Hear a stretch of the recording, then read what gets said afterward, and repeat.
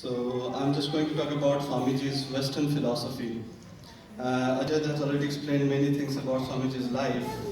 I'm glad that I got the opportunity to talk about someone I get so much of inspiration. Swamiji is known for introducing Indian spirituality to West. He said India is at the head of all nations because it is the only country that can spread its culture to the entire world without conflicting with the already established religions. India has never conquered any nations. We have never had a missionary to convert people. And you can see there are so many yoga studios, meditation centers all over India, all over West, especially in UK and US. All thanks to Swamiji for introducing yoga and meditation to West. But people often get confused with yoga. Yoga is not just body. Swamiji used to say you are not your body. And he prefers doing over being. He says that you are not also your mind. That confused Westerners more. But he simplified the Vedanta philosophy to the Westerners, and his prescription was work and worship, which gelled really well with the Westerns, especially the Americans. He always spoke about the commonality of all religion. In 1999-2000, the Economist newspaper asked few renowned journalists about one of the greatest speech in the world. And some said Martin Luther's speech, which Mark Ali and most of the people voted for Swamiji's Chicago conference, the World Parliament of Religion. But many of you don't know there was dramatic turns before he could speak in Chicago. And money was literally begged, borrowed from people, and many Southern Indian kings donated for his journey to America. And when he reached there, he realized that you're not allowed to speak without a credential from a bona fide organization. So he was very disappointed. And the last date of registration was also passed, but unwilling to accept defeat. And the other thing was the conference was 2 months. He landed in July and the conference was in September. He neither had money to survive for next 2 months, nor did he had money to go back to India. So some people suggested him that Boston is more cheaper than Chicago. So he took a train to Boston. And on his way, he met a wealthy lady. And he started a conversation with her. And she was so impressed with Swamiji that she offered that if you can come to Boston, you can stay in my house. And Swamiji accepted gratefully. And through this hostess, he met J.H. Wright. If you know about J.H. Wright, one of the Swamiji's very good friend. He was a professor in Harvard. And there are many stories about Swamiji and J.H. White. And J.H. White was really impressed with Swamiji, and he wrote a letter to the World Parliament of Religion to invite Swamiji, and he bought a ticket from Boston to Chicago. So this you can see how the things were happening for him. He had no money to get no invitation to. He was invited to speak on the conference. So when he came to Chicago, just before a day before the big event, he decided to spend some time with himself to clear his mind for his lecture the next day. On an evening walk, Vivekanand remained in his saffron robe, and while he was walking near a park, a woman who could not stop herself, controlling her thoughts, he asked Vivekanandji, "Can't you wear a proper clothes? What are you wearing?" He was a monk, you can see what he was wearing. If somebody in 1893 wearing this kind of clothes in America, he would be people will laugh at him, but now if somebody goes there, they respect people with saffron robe anyways.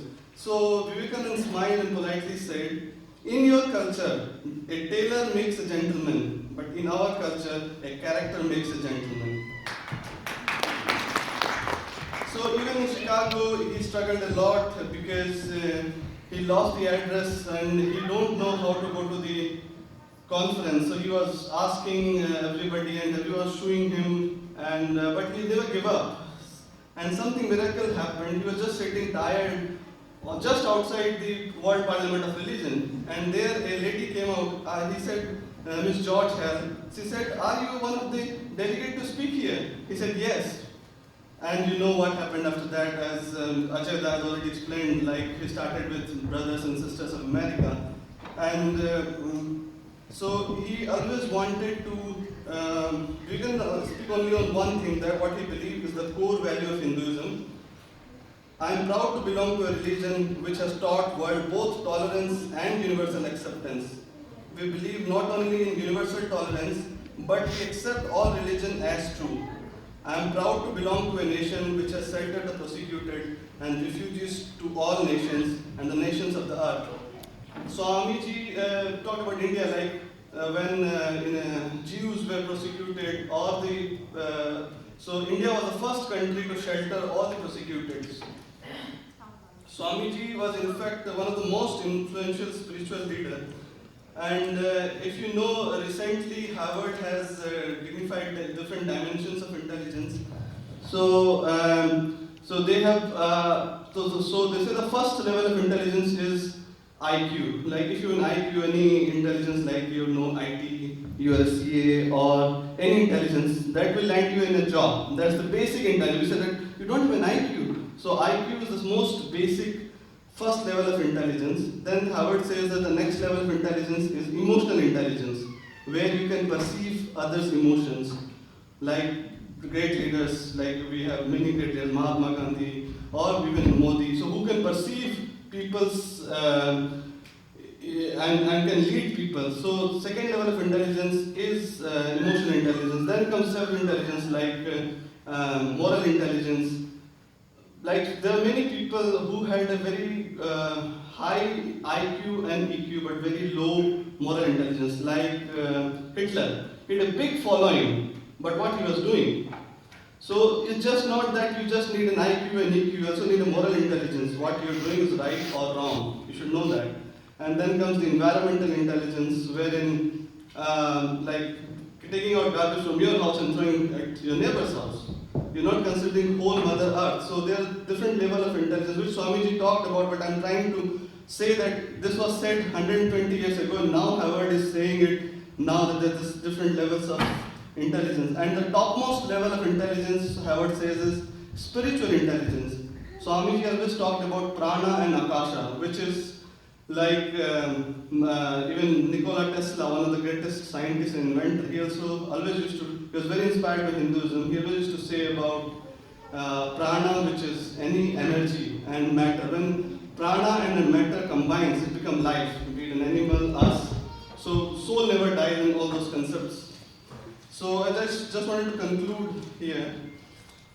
I can talk on, but so he was, although embarrassing and propagating universalism, he always regarded Hinduism as the best of all religion and Advaita Vedanta as the best of what Indian religion had to offer. According to Vivekanand, the greatest misfortune of the world is that we cannot tolerate and accept other religion. Swami Vivekanand's impact on Western intellectual was revolutionary. Many great people like Leo Tolstoy, one of his quotes was, "The book by Vivekanand is more than a pleasure. It's broadening of the soul." Rabindranath Tagore, if you want to know India, study Vivekanand. In him, everything is positive, nothing negative. And Coretta Scott King, who honored Vivekanand, he said, "The most definite statement of religious tolerance and interfaith in the history is by Swami Vivekanand." And recently, Barack Obama, he said that the strength of India, the very idea of India, is its embrace of all color, caste, and creeds. Its richness of faith, celebrated by a visitor to my hometown, Chicago, more than a century ago, and he was none other than renowned Swami Vivekananda. Thank you very much.